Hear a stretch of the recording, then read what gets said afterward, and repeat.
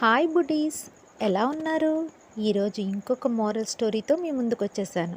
ఇక కథలోకి వెళ్దామా? ఒకరోజు ఆకాశంలో విహరిస్తున్న వాయుదేవునికి సూర్యుడు కనిపించాడు. సూర్యుని చూసి, ఎలా ఉన్నావు మిత్రమా అని పలకరించాడు. బాగున్నా అని సూర్యుడు సమాధానమిచ్చాడు. మరి నీవు ఎలా ఉన్నావు అని సూర్యుడు అడిగాడు.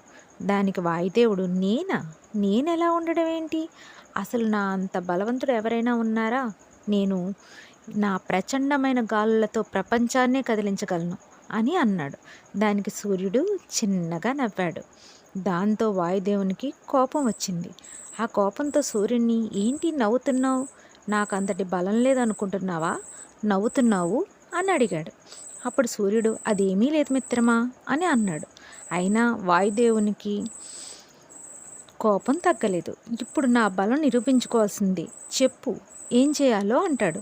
సరే మిత్రమా, నీవు అంతగా పట్టుపడుతున్నావు కాబట్టి నీకు ఒక పని చెప్తా, చెయ్యి అంటాడు. సరే, ఏం చేయాలో చెప్పు అని అంటాడు వాయుదేవుడు. అక్కడ ఆ చెట్టు కింద ఒకతను కంబళి కప్పుకొని కూర్చున్నాడు. అతని దగ్గర నుంచి ఆ కంబళిని దూరం చేయి మిత్రమా అని అన్నాడు. వెంటనే వాయుదేవుడు, ఓహో అదెంత పని, నా ప్రచండమైన గాలులతో వెంటనే దాన్ని వేరు చేస్తాను అని అన్నాడు. సరే, ప్రయత్నించు మిత్రమా అని సూర్యుడు అన్నాడు. తన ప్రచండమైన వాయువేగాన్ని ఆ వ్యక్తిపై ప్రయోగించాడు. ఆ వ్యక్తి తన కప్పుకున్న కంబల్ని మరింత గట్టిగా పట్టుకుని కూర్చున్నాడు.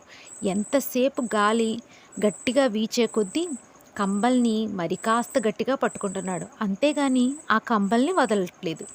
ఆఖరికి ఆ వ్యక్తి నుంచి ఆ కంబల్ని వేరు చేయలేకపోయాడు. సర్లే, నేను వేరు చేయలేకపోయాను, నువ్వు వేరు చేయి చూద్దాం అని అన్నాడు వాయుదేవుడు సూర్యునితో. అప్పుడు సూర్యుడు తన నులివెచ్చని కిరణాలను ఆ వ్యక్తిపై ప్రసరింపచేశాడు. అతను ఆ కిరణాలు అతని శరీరాన్ని తాకగానే ఆ కంబల్ని తీసి పక్కన పెట్టి సూర్యదేవునికి నమస్కరించుకున్నాడు. దానితో వాయుదేవుడు తన మితిమీరిన గర్వానికి సిగ్గుపడ్డాడు. అప్పటిదాకా ప్రచండంగా వీచిన తన గాలి వేగాన్ని తగ్గించి మృదువుగా వేచసాగాడు. అప్పుడు ఆ వ్యక్తి వాయుదేవునికి కూడా నమస్కరించి, స్వామి, ఇప్పుడు దాకా నీ ప్రచండమైన గాలులతో భయపెట్టావు, ఇప్పుడు నీ చల్లని గాలితో నా సేద తీర్చావు అని ఆయనకు కూడా నమస్కరించుకున్నాడు. బుడ్డీస్, ఇప్పుడు దీన్ని బట్టి మీకు ఏమర్థమైంది? ఎప్పుడు బలవంతులమని విరవేయకూడదు, ఎవరిని కూడా చులకనగా చూడకూడదు. ఎవరి బలం వారికి ఉంటుంది. Okay, bye buddies.